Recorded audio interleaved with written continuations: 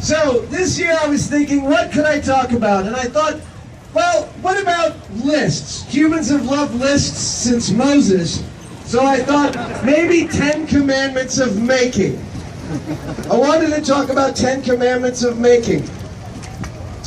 And so I wrote them down. I came up with 9, unfortunately. Things never quite turn out the way that you planned.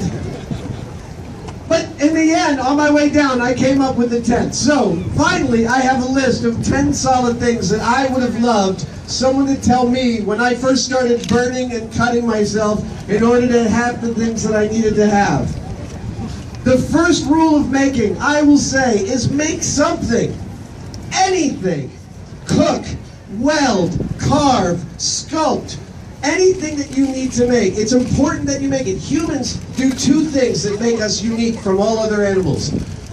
We use tools and we tell stories. And when you make something, you're doing both at once. You're telling a story about your desire, you're telling a story about something that you want, you're telling a story about something that you see needs to be made, and you are using your tools to improve yourself and improve the world around you. When you make new things, you are joining in the most ancient dialogue that humans have ever had.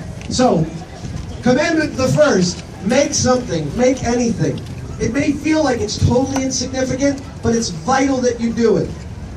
Number 2, make something occasionally that actually improves your life. From a toilet paper holder that actually works to a toaster that's slightly improved. When you make something that you use every day as opposed to something that's useless, I can't even tell you how good it feels. Even like a handle on a drawer. If you make a handle on a drawer and you're using it every single day, the patina of your use that it gets feels really good. Again, and it's another story. Okay, here's one. There's a million different skills being displayed out here. And I'm sure a lot of you are walking around and thinking, I wish I could do that. I wish I had that skill. Several of these commandments have to do with skills. The thing is that a lot of times we stop ourselves from moving forward with a project because we don't know how to weld or we don't know carpentry. And my advice is, start now. Start right now to do the thing that you want to do. There is no time like right now. And do it with the things in front of you. If you want to weld a car frame but you don't have a welder or a car or a frame, go ahead and mock it up out of oak tag and cardboard. There's a beautiful sculptor here in the Bay Area who made himself a 747 out of manila file folders. It's one of the loveliest things I've ever seen. 4. 4, yes. I can't learn any skills unless I have a project to learn with. I need a goal. I need something. Well, it's like I need to need something. I need the thing that I'm trying to attain. I can't learn to weld just by someone showing me that it should sound like frying eggs and you set the dials like this. I need to end up with Wolverine claws or a sword or a pair of stilts or something like that. Always try to find a project that will get you interested in the thing that you want to build. Can everyone still hear me? Yeah! Awesome. All right. Almost halfway there. 5. Ask. Ask questions. Ask for help. Ask for advice. Ask for feedback. You'll find when you make stuff that it actually kind of makes you vulnerable to ask for feedback because it totally does. But if you find someone you trust, hey, I can't help you back there. I'm trying with the frisbees. I'm talking as loud as I can. Ask for advice. And when you find someone you trust, ask for feedback. I'll tell you, it's very funny. Among adults, we rarely actually turn to each other and say, what do you think of the work that I'm doing? And it's because that places us in a very vulnerable spot. But again, if you can find a teacher or a mentor or someone whose opinion you really respect, asking them very specifically about how they think you're doing can give you incredible insight. I've done it a few times in my life, and every single time I've gotten a tremendous perspective on what I was actually doing. Share. Now there's a lot of talk about the sharing economy. I'm sure Etsy is totally present here at Maker Faire. And we trade stuff and we trade knowledge. That is really, really important. There is nothing that makes me angrier when somebody does something beautiful and you ask how it's done and they say it's a secret. No secrets. What are you protecting? Nobody's going to take your technique and then steal your idea. Nobody has a monopoly on being you. And if you think that your technique is what makes you interesting, you're being ridiculous. So share your techniques, because when you do, someone's going to come back to you with a better way of doing it. You're going to learn something from them. 7, please recognize that discouragement and failure are part of every single Make project. Not something that happens every now and then. In every single project, you will find yourself discouraged and you will fail at some point. If you recognize that, boy, these balcony railings are terrifying. If you recognize that you're going to fail, at least when it's about to happen, when you are getting discouraged because you hit a snag and you don't have a part and it's Sunday night and it's 4 a.m., at least then you know that that's part of what's going to happen, and that the next morning it may be a little harder to get started, but if you know that mechanism, you can actually keep going.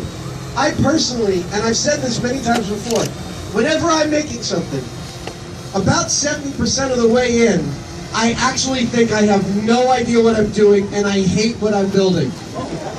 And Fellini even said that he knows that one of his films is almost finished when he totally despises it. And frankly, that 70, 80, 90% mark, the closer you get to the end, the more scared I get. Because it turns out that I hate finishing things. I'd much rather keep working on them and keep getting that endorphin rush of the eBay research and finding that part that I didn't know existed. Actually getting all the way to the end is a little bit difficult. But if you recognize what your mechanism is, where the places you'll get frustrated, they are your friends. You can welcome them in. This is also part of mindfulness and meditation. Understand that those thoughts are going to happen and embrace them. Look, they still are going to suck. I'm not going to lie to you. It sucks to fail. It hurts to cut yourself. But it's going to happen in every single project. 8, measure carefully.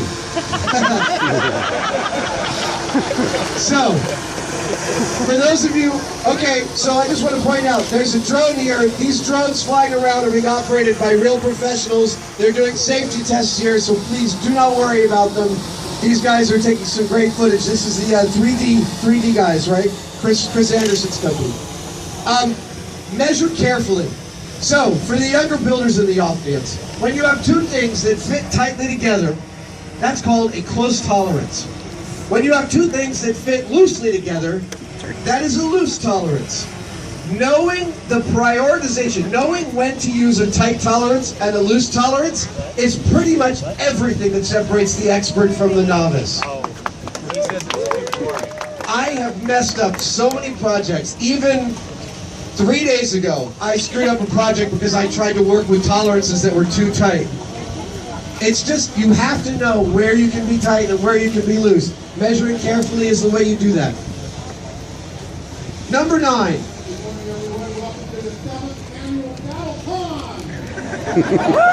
And that's happening too. Number 9, make things for other people. I can't even describe to you how much pleasure I get when I make something and then I give it to somebody else and they get a story, they get the thing that I've made, they get the fruit of a couple of hours of my time and concentration, and they get to possess it. It does make you vulnerable when you give your stuff away. You should recognize that. Giving your stuff away does actually place you in a slightly vulnerable position, but it is also a really magical one. So occasionally when you're making stuff, give it away. Give it to other people. Number 10. Now if I could go back in time, in a time machine, and tell my young self one thing about making that I really wished I'd known at the beginning, I would have saved a lot of money, time, and hurt bent fingers. The last commandment: use more cooling fluid. Yes, cold metal cuts much better than hot metal. Those are my 10 commandments of making.